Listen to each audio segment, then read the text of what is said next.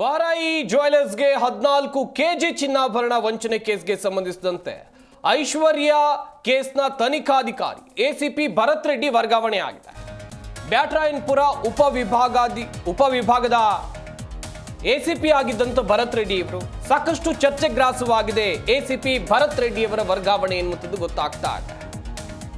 ಯಾಕೆ ಎಸಿಪಿಯನ್ನ ವರ್ಗಾವಣೆ ಮಾಡಿದ್ರಿ ಭರತ್ ರೆಡ್ಡಿ ಅಂತೇಳಿ ಐಶ್ವರ್ಯ ಕೇಸ್, ಐಶ್ವರ್ಯ ಗೌಡಾಳ ವಂಚನೆ ಪ್ರಕರಣದ ತನಿಖೆಯನ್ನು ನಡೆಸ್ತಾ ಇದ್ದಂಥ ಎಸಿಪಿಯನ್ನ ಸರ್ಕಾರ ಅಥವಾ ಗೃಹ ಇಲಾಖೆ ಯಾಕೆ ಸಡನ್ ಆಗಿ ವರ್ಗಾವಣೆ ಮಾಡ್ತು ಅಂತೇಳಿ ಪ್ರಶ್ನೆ. ವಾರಾಯಿ ಜ್ಯುವೆಲರ್ಸ್ಗೆ 14 ಕೆಜಿ, ಒಂದಲ್ಲ ಎರಡಲ್ಲ 14 ಕೆಜಿ ಚಿನ್ನಾಭರಣವನ್ನ ವಂಚನೆ ಮಾಡಿದ್ದಾರೆ ಎನ್ನುವುದಾಗಿ ಐಶ್ವರ್ಯ ಗೌಡ ಮೇಲೆ ಕೇಸ್ ದಾಖಲಾಗುತ್ತೆ. ಈ ಕೇಸ್ನ ತನಿಖೆಯನ್ನ ಎಸಿಪಿ ಭರತ್ ರೆಡ್ಡಿ ಅವರು ಮಾಡ್ತಾ ಇರ್ತಾರೆ. ಸದ್ಯ ಎಸಿಪಿ ಭರತ್ ರೆಡ್ಡಿ ಅವರನ್ನ ವರ್ಗಾವಣೆ ಮಾಡಲಾಗಿದೆ. ಬ್ಯಾಟರಾಯನಪುರ ಉಪವಿಭಾಗದ ಎಸಿಪಿ ಆಗಿದ್ರು ಭರತ್ ರೆಡ್ಡಿ. ಸಾಕಷ್ಟು ಚರ್ಚೆಗ್ರಾಸವಾಗ್ತಾ ಇದೆ, ಇವರನ್ನ ಯಾಕೆ ವರ್ಗಾವಣೆ ಮಾಡಿದ್ರು ಅಂತೇಳಿ. ಶಾಸಕರ ಕಾರು ಸೀಸ್ ಮಾಡಿದ್ದೆ ಎಸಿಪಿಗೆ ಹಾಗಾದ್ರೆ ಮುಳುವಾಯ್ತಾ? ಐಶು ಸಂಪರ್ಕ ವಿನಯ್ ಕುಲಕರ್ಣಿ ಕಾರನ್ನ ಎಸಿಪಿ ಸೀಸ್ ಮಾಡಿದ್ರು. ಐಶ್ವರ್ಯ ಪತಿ ಹರೀಶ್ ಹೆಸರಲ್ಲಿದ್ದಂತ ಬೆನ್ಸ್ ಕಾರಿತ್ತು. ಈ ಕಾರು ಸೀಸ್ ಆಗಿತ್ತು. ಐಶ್ವರ್ಯಾಳ ಎಲ್ಲಾ ಪ್ರಕರಣಗಳ ತನಿಖಾಧಿಕಾರಿ ಎಸಿಪಿ ಭರತ್ ರೆಡ್ಡಿ ಅವರಾಗಿತ್ತು. ಸಡನ್ ಆಗಿ ಭರತ್ ರೆಡ್ಡಿ ಅವರನ್ನ ಸರ್ಕಾರ ವರ್ಗಾವಣೆ ಮಾಡಿದೆ. ಇದು ಸಾಕಷ್ಟು ಅನುಮಾನಕ್ಕೆ ಕಾರಣವಾಗಿದೆ. ಇನ್ನೊಂದು ಕಡೆಯಲ್ಲಿ ಈ ಐಶ್ವರ್ಯ ಗೌಡಾಳ ಗಂಡನ ಹೆಸರು ಹರೀಶ್ ಅಂತೇಳಿ, ಈ ಹರೀಶ್ ಹೆಸರಲ್ಲಿ ಒಂದು ಬೆನ್ಸ್ ಕಾರ್ ಇತ್ತು.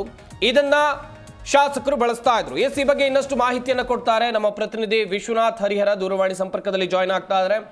ವಿಶ್ವನಾಥ್, ಗಮನಿಸ್ತಾ ಇದ್ವಿ ಒಂದ್ ಕಡೆಯಲ್ಲಿ ವಂಚನೆ ಪ್ರಕರಣ ಇದು, ಇದರ ತನಿಖೆಯನ್ನ ಮಾಡ್ತಾ ಇದ್ದಂತ ಎಸಿಪಿಯನ್ನೇ ವರ್ಗಾವಣೆ ಮಾಡಲಾಗಿದೆ. ವರ್ಗಾವಣೆಯ ಹಿಂದಿರುವಂತ ಅಸಲಿ ಸತ್ಯ ಏನು ವಿಶ್ವನಾಥ್? ಸಂಪತ್, ಮೊದಲೇದಾಗಿ ಈ ಐಶ್ವರ್ಯ ಗೌಡಾಳ ಒಂದು ಪ್ರಕರಣಗಳೇನಿದೆ ಆ ಎಲ್ಲಾ ಪ್ರಕರಣಗಳ ತನಿಖಾಧಿಕಾರಿಯಾಗಿ ಎಸಿಪಿ ಭರತ್ ರೆಡ್ಡಿ ಅವರನ್ನ ನೇಮಕ ಮಾಡಲಾಗಿತ್ತು. ತನಿಖೆಯ ಹಂತದಲ್ಲಿ ಅವರು ಅನೇಕತೆಗೆ ನೋಟಿಸ್ ಕೊಡುವಂತದ್ದಾಗಿರ್ಬೋದು ಮತ್ತು ಈಕೆಯ ಏನು ಪುರಾಣಗಳೇನೇನಿದೆ ಅವೆಲ್ಲವನ್ನೂ ಕೂಡ ಹೊರಗೆ ತೆಗೆಯುವಂತಹ ಕೆಲಸವನ್ನ ಭರತ್ ರೆಡ್ಡಿ ಅವರು ಮಾಡಿದ್ರು. ಇನ್ನು ಪ್ರಮುಖವಾಗಿ ಏನು ಒಂದು ಬೆನ್ಸ್ ಕಾರ್ ಅಂದ್ರೆ 60 ಲಕ್ಷ ರೂಪಾಯಿಯ ಬೆನ್ಸ್ ಕಾರನ್ನ ಮಾಜಿ ಸಚಿವರು ಮತ್ತು ಹಾಲಿ ಶಾಸಕರಾಗಿರುವಂತಹ ವಿನಯ್ ಕುಲಕರ್ಣಿ ಅವರಿಗೆ ಈಕೆ ಗಿಫ್ಟ್ ಮಾಡಿರ್ತಾಳೆ. ಅದನ್ನ ಈಗಾಗಲೇ ಸೀಸ್ ಮಾಡಲಾಗಿತ್ತು. ಆ ಸೀಸ್ ಮಾಡಿದಂತಹ ಕಾರಣ RR ನಗರ ಪೊಲೀಸ್ ಠಾಣೆಯಲ್ಲಿ ತಂದು ನಿಲ್ಲಿಸಲಾಗಿತ್ತು. ಈಗ ಸದ್ಯಕ್ಕೆ ಭರತ್ ರೆಡ್ಡಿ ಅವರನ್ನ ಸ್ಥಳ ಸೂಚಿಸಿದೆ. ಅದು ಪ್ರಮುಖವಾಗಿ ಈಗ ಬ್ಯಾಟರಾಯನಪುರ ಉಪವಿಭಾಗದ ಎಸಿಪಿ ಆಗಿ ಈ ದೀಪಕ್ ಸಿವಿ ಅವರನ್ನ ಒಂದು ವರ್ಗಾವಣೆ ಮಾಡಿ ಆದೇಶವನ್ನ ಹೊರಡಿಸಲಾಗಿದೆ. ಆದ್ರೆ ಬ್ಯಾಟರಾಯನಪುರ ಉಪವಿಭಾಗದ ಎಸಿಪಿ ಆಗಿದ್ದಂತಹ ಭರತ್ ರೆಡ್ಡಿ ಅವರನ್ನ ವರ್ಗಾವಣೆ ಕೂಡ ಮಾಡಿ ಅಂದ್ರೆ ಸ್ಥಳ ತೋರಿಸಿದೆ. ಎಲ್ಲೂ ಕೂಡ ಅವರಿಗೆ ಈಗ ಸ್ಥಳ ಸೂಚನೆಯನ್ನ ಮಾಡಿಲ್ಲ, ಬೇರೆ ವರ್ಗಾವಣೆ ಮಾಡಿದ್ದಾರೆ. ಇಲ್ಲಿ ಗಮನಿಸಬೇಕಾದ ಸಂಗತಿ ಅಂತಂದ್ರೆ ಸೋಷಿಯಲ್ ಮೀಡಿಯಾದಲ್ಲಾಗಿರಬಹುದು ಮತ್ತು ಪೊಲೀಸ್ ಇಲಾಖೆಯ ಒಳಗಡೆನೆ ಚರ್ಚೆಯಾಗ್ತಾ ಇರುವಂತಹ ವಿಷಯ ಏನು, ವಿನಯ್ ಕುಲಕರ್ಣಿ ಅವರು ಬಳಸ್ತಾ ಇದ್ದಂತಹ ಕಾರನ್ನ ಸೀಸ್ ಮಾಡಿದ್ದಕ್ಕೆ ಇವರನ್ನ ಈ ರೀತಿ ಎತ್ತಂಗಡಿ ಮಾಡಲಾಗಿದೆ ಅನ್ನೋದು ಗಂಭೀರವಾದಂತಹ ಆರೋಪಗಳು ಕೂಡ ಕೇಳಿ ಬರ್ತಾ ಇರುವಂತದ್ದು. ಅಂದ್ರೆ ಸರ್ಕಾರದಲ್ಲಿ ಇರುವಂತಹ ಒಬ್ಬ ಪ್ರಭಾವಿ ನಾಯಕರು ಕೂಡ ಹೌದು, ಕೆಪಿಸಿಸಿ ಕಾರ್ಯಾಧ್ಯಕ್ಷರು ಕೂಡ ಹೌದು.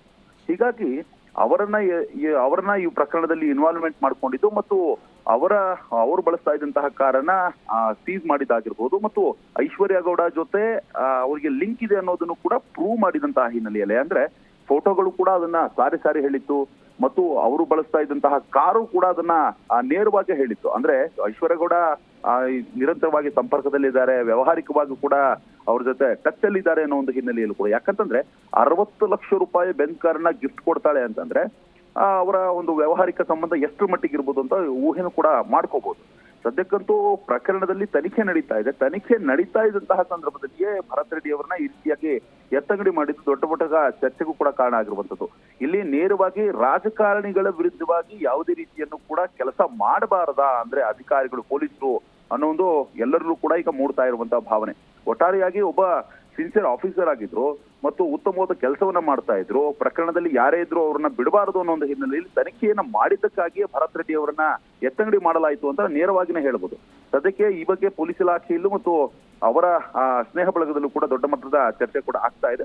ಮುಂದಿನ ದಿನಮಾನಗಳಲ್ಲಿ ದೀಪಕ್ ಅವ್ರನ್ನ ಈಗ ಬ್ಯಾಟರಾಯನಪುರ ಸಬ್ ಡಿವಿಷನ್ ಎಸಿಪಿ ಆಗಿ ನೇಮಕ ಮಾಡಲಾಗಿದೆ. ಅವರನ್ನ ರಾಜ್ಯ ಗುಪ್ತವಾರ್ತೆಯಲ್ಲಿದ್ದವರು ಅವರನ್ನ ಈಗ ACP ಆಗಿ ಇಲ್ಲಿ ತಂದು ಕೂರಿಸಲಾಗಿದೆ. ಮುಂದಿನ ದಿನಮಾನಗಳಲ್ಲಿ ಈ ಭರತ್ ರೆಡ್ಡಿ ಅವರ ಎತ್ತಂಗಡಿ ಮಾಡಿದ್ದನ್ನ ಎಷ್ಟರ ಮಟ್ಟಿಗೆ ಸರ್ಕಾರ ಸಮಜಾಯಿಸಿ ಕೊಡುತ್ತೆ ಮತ್ತು ಅವರಿಗೆ ಯಾವ ಸ್ಥಾನವನ್ನ ಕೊಡುತ್ತೆ ಅನ್ನೋದನ್ನು ಕೂಡ ಕಾದು ನೋಡ್ಬೇಕಾಗಿದೆ. ಅದಾದ ಮೇಲೆ ಇಲ್ಲಿ ಪಕ್ಕಾ ಇನ್ಫಾರ್ಮೇಶನ್ ಅಂದ್ರೆ ಈ ಎತ್ತಂಗಡಿ ಮಾಡೋದಕ್ಕೆ ಮೂಲ ಕಾರಣಗಳೇನು ಈಗ ಮೇಲ್ನೋಟಕ್ಕಂತೂ ಸಾಬೀತಾಗ್ತಾ ಇದೆ. ವಿನಯ್ ಕುಲಕರ್ಣಿ ಅವರನ್ನ ಕೇಸ್ನಲ್ಲಿ ಇನ್ವಾಲ್ವ್ಮೆಂಟ್ ಮಾಡ್ಕೊಂಡಿದ್ದು ಮತ್ತು ಅವರ ಕಾರನ್ನ ಸೀಸ್ ಮಾಡಿದ್ದಕ್ಕಾಗಿಯೇ ಎತ್ತಂಗಡಿ ಮಾಡಲಾಗಿದೆ ಅಂತ ಹೇಳಲಾಗ್ತಾ ಇದೆ. ಮುಂದೆ ಪ್ರಕರಣ ಇಲ್ಲಿಗೆ ಹೋಗಿ ನಿಲ್ಲುತ್ತೆ ಅಂತ ಕಾದು ನೋಡ್ಬೇಕಾಗಿದೆ. ಸಂಪತ್, ಥ್ಯಾಂಕ್ ಯು ವಿಶ್ವನಾಥ್ ತಮ್ಮೆಲ್ಲ ಡೀಟೇಲ್ಸ್ಗಾಗಿ.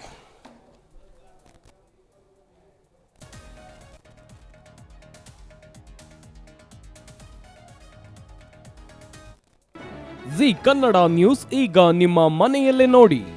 ಎಲ್ಲ ಕೇಬಲ್ಗಳಲ್ಲಿ ಈಗ ಲಭ್ಯ.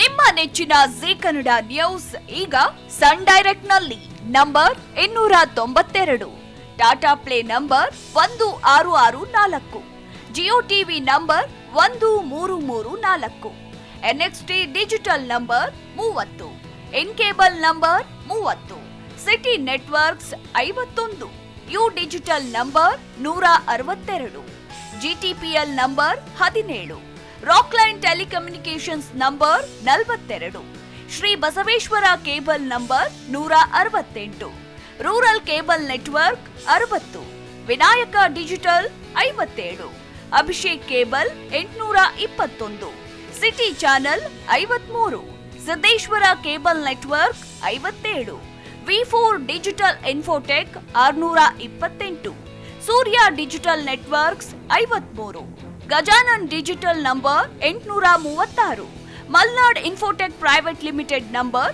56, Metrocast number 830, Victory Digital number 167ರಲ್ಲಿ ನೋಡಿ ಆನಂದಿಸಿ.